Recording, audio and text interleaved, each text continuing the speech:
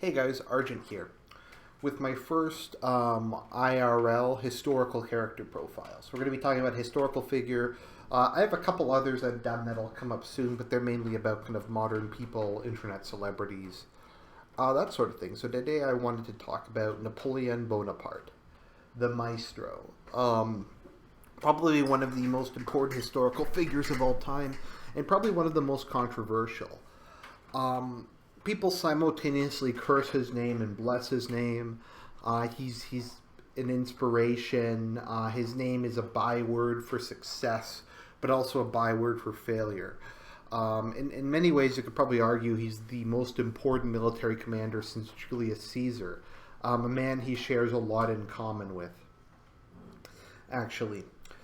But why Napoleon? Why am I doing this? In part, it's because my friend Czar, aka Andrew over at West Coast Reactionaries, go read that site if you haven't. It's a great site. There's my plug. Asked me about, he's like, RG, how do we bring an end to this crisis? What will it take? What does it take to change the world? To my mind, I kind of believe in the transformational figure. I guess a bit like Nietzsche's Übermensch, who has such a powerful will that he can bend history and he can kind of bend the world and make it do what he wants. Kind of like the one in the Matrix, to use a crass example. And I think that's ultimately what the mystique of Napoleon is. He was a man who, through his own will and talents, was capable of changing the world. Napoleon's life is often kind of referred to in these views. They call his war a war against destiny, a war against fate, a war against order, a war against God. At the same time, it's used as Napoleon was kind of the ultimate self-made man. I remember I think it was EU3 in the Napoleonic campaign, Napoleon has seen the world and he believes it is his destiny to conquer it. And unlike most people who dream and kind of have these fantasies, he was able to achieve it. Him, a relatively poor nobleman from a backward province, was able to become, for a couple of years, the most powerful man on earth, who is even now a legendary figure. And that's kind of the mystique of Napoleon. He's kind of a testament to one man's ability to change history. Or is he? And that's kind of another part of his career that's very controversial. Did Napoleon have a lasting effect on history? After the French Revolution ended, the forces of reaction managed to basically restore everything to the way it had been, at least temporarily. We had the Bourbons back in power. All of Napoleon's family were removed from their various positions. The clock, it seemed, had been wound back. But had he made kind of fundamental changes to the world that persist even to this day? It's hard to see. His legacy is a confused one. You can see him as kind of a great liberalizing force who cut down absolute monarchies, and yet it was he who ended the republicanism and radical leftism of the French Revolution and restored it to a much more conservative form of government. So there's a lot of contradictions within the man. Even reading the biography, you could see these within him. He certainly is the most interesting man in the world. So let's kind of talk a bit about Napoleon's past and see kind of how it fits into the whole kind of narrative. Now, Napoleon was from Corsica, which at the time, from what I recall from the book, he was an Italian. Corsica was part of Italy that had been recently annexed into France.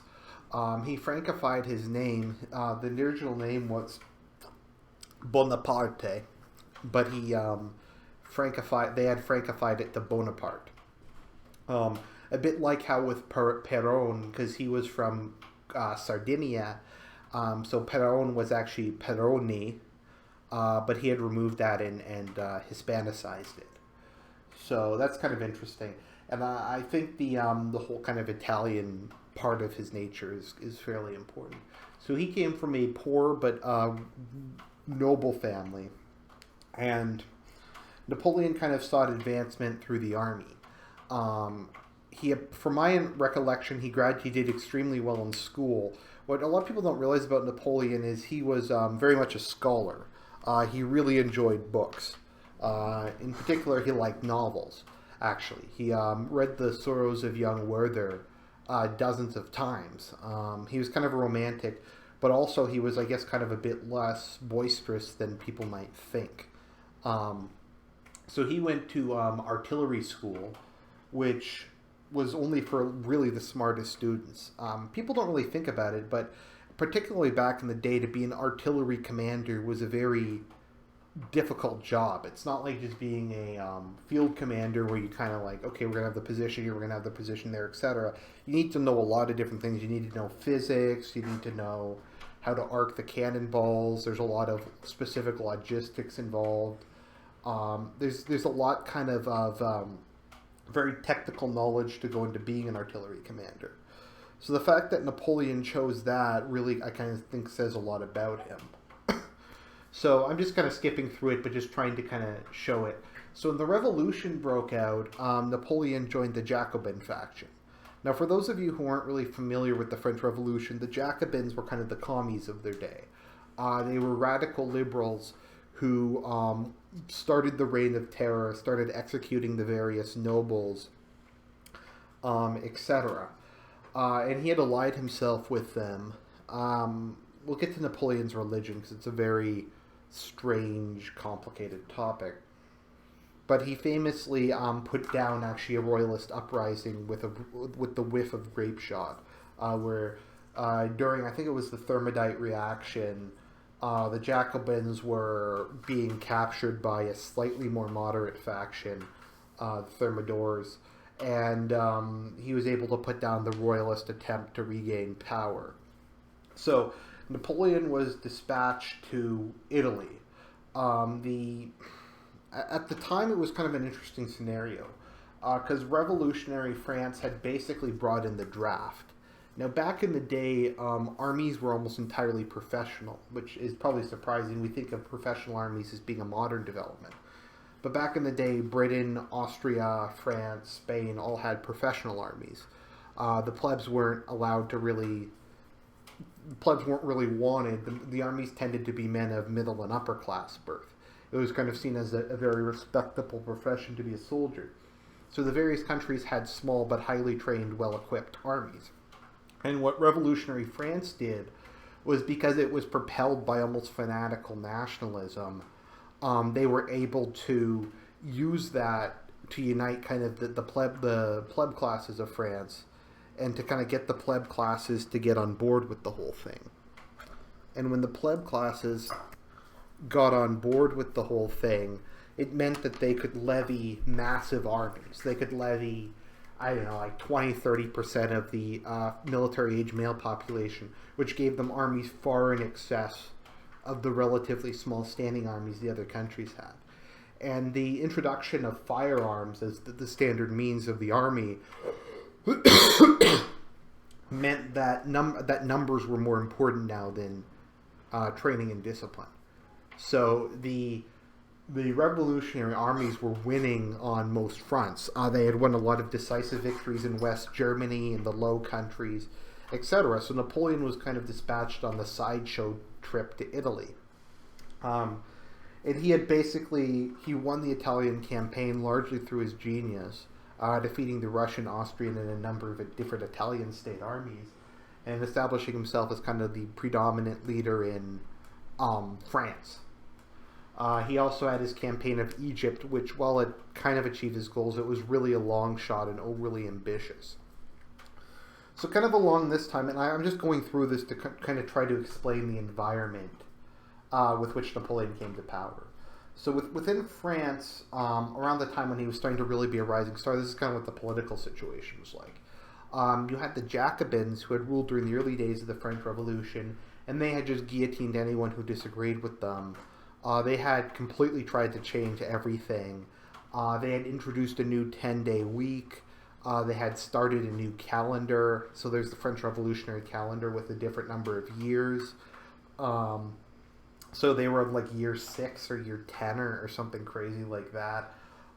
They had committed genocide against the clergy. They tried to stamp out Catholicism. They had basically destroyed a lot of churches, burnt the bodies of a lot of saints, slaughtered monks and nuns. They had invented their own religion, the cult of the Supreme Being, and tried to force it on the public. And there's just kind of an orgy of blood and violence. And eventually it just went so far and they started devouring each other. And then you had, I think they're the Gordonists? But in the Thermidorian reaction, the Jacobins got overthrown and kind of a more moderate left-wing party came to power. So around this time, just things were kind of in a state of chaos. So France switched from being basically kind of a republican dictatorship to being an oligarchy. And we had a group of men called the directors, the directorate. So it was kind of like a council of, I think it was 5, who collectively were the head of state of France. And they disagreed with each other constantly, and they were all merchants. None of them were aristocrats. None of them were military men, and so their only real concern was filling their own pockets. So they basically just looted the French state. They ran massive budget deficits. They stole from the public. Campaigns of Napoleon's were almost ruined because of how corrupt the military contract system was. They devalued the currency. They basically completely destroyed France, and Napoleon was barely able to win it all because of how poorly the directorate had run the country. And we have to understand, by the time Napoleon came to power, we'd almost had 10 years of this. Repeated reactions and counter-reactions. You had the Vendée uprising. You had the royalists constantly trying to regain power. You had kind of more like conservative Republicans, like maybe people who were not really monarchists, but they still supported the Catholic Church and they still supported not having mass democracy. You had the merchant classes, you had the plebs, you had the radicals, and they were all just constantly purging one another in orgies of violence. At the same time, you had France at war with basically the rest of Europe. It got so bad that basically France had to keep invading countries because of how poorly run it was. If it wasn't continually looting countries, then they couldn't pay their bills. Their ability to pay their bills was entirely dependent upon the amount of loot they could basically wring out of the states they occupied. And that was kind of just how the whole thing was going. It was a disastrous state. So ultimately what happened is Napoleon had a Caesarist coup, kind of, and partially just because the directorate was completely despised by the people. Also, there was still a national assembly, but the directorate just rigged the elections. That we get to a new era called the Consulate. Now, the Consulate is where France becomes ruled by 3 consuls, Napoleon being the president, or the first consul. The Consulate is basically it was based on the Roman Republic. So Napoleon and his 2 co-consuls had supreme executive power. It was much more centralized into their person. Although the 2 co-consuls basically worked well with Napoleon. They were fine with being subordinate, so Napoleon just kind of gave them jobs to do. And they were perfectly happy doing that. And later, when it became an empire, they were granted noble titles and estates. So for the first time, we kind of had a real stable government. We had one man ruling the country. And this is kind of where we see Napoleon for the man he was. Napoleon, I think you can ultimately describe as a supreme pragmatist. On his religion, he once said, "I adopt the religion of whatever country I'm in. If I'm in a Muslim country, I pay respect to Islamic tradition. If I'm in a Catholic country, I pay respect to that. If I'm in a secular country, I pay respect to that." And that was kind of how Napoleon was. His chief concern was making things work. I remember the book describes him as ultimately a conservative middle-class officer, which I think is a good way to kind of describe him. What kind of happened is he had been a radical, he had been an anti-clericalist, he had been all for like equalite, fraternite, but unlike a lot of men, over the course of kind of his service, he had seen what a disaster mass democracy was. It had been horrendous. It had led to the reign of terror. It had led to widespread starvation, chaos, etc. And he had taken those lessons to heart. So when Napoleon became first consul, the only purge he carried out was against the Neo-Jacobins. He had them arrested, he had a lot of them executed, and their assets confiscated. So that is, he only purged like the far left, and everyone else he tried to kind of incorporate into his government. The Napoleonic era was interesting because there was basically freedom of speech so long as you didn't question the legitimacy of Napoleon to be emperor. So if you wanted to disagree on policy, like you wanted to say, oh, well, I don't agree with this economic policy, I think this could be done, etc. You were free to criticize the government. You were free to criticize a lot of things. You just couldn't really question the legitimacy of the government or try to overthrow it. It's a bit similar to kind of a lot of forms of enlightened despotism. Everything was kind of relatively free, but the government would step in. And that kind of diffused a lot of political tension, because Napoleon would even though he kind of stripped the National Assembly of most of its power, he let them meet, he let them debate things, he would listen to them, he'd occasionally throw them some bones and do some of the things they liked. If they presented an idea he thought was good, he would adopt it. It was kind of what he kind of did and gave France for the first time in decades was rational government. Under Napoleon, he granted a lot of amnesties. He kind of ended most of the repression.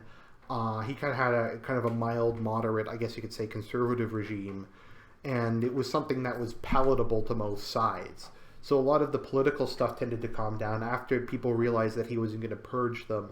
That helped to kind of defuse a lot of the political violence. And under his reign, I mean, you can say what you will about the guy, but France had a balanced budget for the first time in decades. The currency became stable again. Food was being produced. The starvation had ended. The French people were rebuilding. Crime was down. Social violence was down. The nation had just radically kind of improved. I mean, France wasn't great by any means, but there was actually order again. There was not this complete political chaos. And kind of as the longer Napoleon was in power, the more kind of conservative ideas he adopted. Becoming emperor, he kind of realized that secularism hadn't been working out and that the lack of a strong church had been hurting the public. So even though he was not really a man of faith himself, he went to the Pope and said, look, it's not going to go back to how it was before the French Revolution. The church properties have been sold. I can't really confiscate them from the people who have them now. But what I can do is I can give you a bunch of concessions.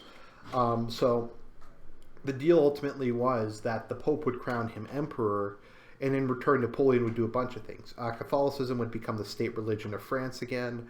The Catholic Church would have control over a lot of, I guess we'd call it primary schools.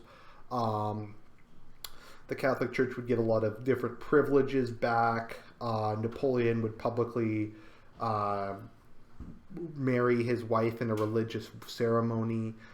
Just like a whole bunch of stuff like that was given to a lot of concessions, and protections were given back to the church. I mean, France still had freedom of religion, but it went from being a officially atheist country back to a de jure Catholic country, which was a massive improvement.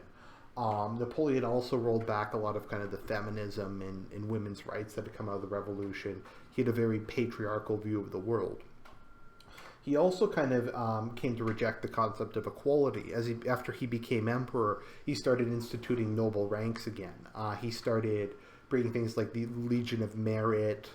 He started giving pensions and awards and lands to people. Now, his view was once again kind of a bit more rationalist than traditionalist. So if he gave it to military commanders who had performed well, Like if a military commander had won a great victory, they would become a noble. If someone had written a great work of literature, they would get nobility. If someone had just kind of done something extraordinary, they were given nobility, and nobility was seen as kind of a meritocratic thing, an acknowledgement that the person was of a superior cut of cloth, which is once again not the same as just nobility by birth, but it is a massive, I guess, kind of we could say, step in the right direction. It was a definite improvement. And while there was representation under Napoleon, the government was very centralized, and it was very orderly. So that's kind of the interesting thing about him is, as kind of time went on, he became more and more conservative and kind of more rejecting the revolution. But it's interesting because it wasn't ideological. He was not an ideological person, really. He just kind of on his own said, "Oh, okay. Well, we need religion, we need patriotism, we need order, we need hierarchy, we need all these things for our society to function." It's just kind of interesting that he came to this kind of the same conclusions we do, without any, if anything, an ideological predisposition against them. So that's kind of what's so interesting about Napoleon. So what kind of happened after that? I think ultimately kind of Napoleon's biggest flaw was his megalomania. And this is kind of what undid him.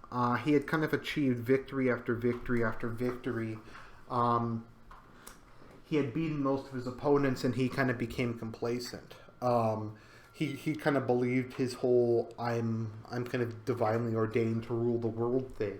And he increasingly got careless and took risks that he couldn't afford or that he shouldn't have taken. And that's ultimately, I think, what brought his downfall more than anything. There was actually a part near the end of the war where he was talking to Mitterrand, and Mitterrand. Sorry, I get Mitterrand? I think it's Mitterrand. And Mitterrand said to him, I'll tell you what, Napoleon, you can keep France's natural borders, you can keep everything west of the Rhine, you can keep parts of northern Italy. You have to give up, though. You have to give up, you have to withdraw from just all this extra land you've taken. And he wouldn't do it. He refused to compromise. And then we have Napoleon getting overthrown in the Battle of Nations and going to exile, then coming back for Waterloo, and then dying on St. Helena. And you kind of have his legacy basically being torn apart piece by piece by piece. France became a absolute monarchy under the Bourbons again. All the Italian kingdoms were restored. All the German kingdoms were restored, although Prussia would later kind of occupy them all. It seemed like the forces of reaction had triumphed. But kind of the forces that he had unleashed would kind of play a role in Europe for generations. We now had kind of more right-wing, or I guess kind of centrist nationalists. Nationalism was not just an ideology of the far left anymore. You had kind of conservative or even kind of monarchical nationalists. Because traditionally a lot of the monarchists and the monarchs were anti-nationalism. But you kind of see a lot of leaders adopting kind of more of the Napoleonic style of the father of the nation, as well as kind of the spiritual leader of it. You see a lot more people just kind of adopting his style, etc., particularly in Germany and in Italy. Everyone tried to imitate him. Everyone tried to imitate his aesthetics. It also kind of, so you had right-wing and centrist nationalist movements. It had a lot of influence, particularly in my view, on the German Empire. And then eventually you had kind of the springtime of nations, or the revolutions of 48, in which you had kind of a wave of just kind of liberal revolutions coming across the continent, which eventually resulted in a lot of countries liberalizing and becoming democracies. So the question is, was this kind of the legacy of Napoleon, that he had kind of changed what the norm was, that he had permanently shifted the Overton window, if not necessarily towards mass democracy as we know it today, towards kind of a more concept of national sovereignty, and towards kind of the will of the nation as being important? Or was everything he did kind of reversed? Was it the French Revolution before him, or was it Napoleon? And that's kind of what we wonder. But I think regardless, you have to admit that he was a man who, through his own will, through his own action, was able to change the world, was able to defeat these empires that had stood for, in the case of Austro-Hungary, like 1,000 years. The Holy Roman Empire had stood, and he crushed it. He beat Spain. He beat ancient kingdoms. He was able to kind of fundamentally alter it, and his name will be spoken forever. And he was just a little colonel from Sardinia, and I think that's kind of the appeal of him. The appeal that one man can change the course of history if his will is strong enough. That if you can, he who wins, he who dares wins, I think is what it is, or I forget what the SAS motto is. Who dares wins, I think is it. So that's kind of my profile of Napoleon. I hope you enjoyed it. This is Argent. I'll talk to you later.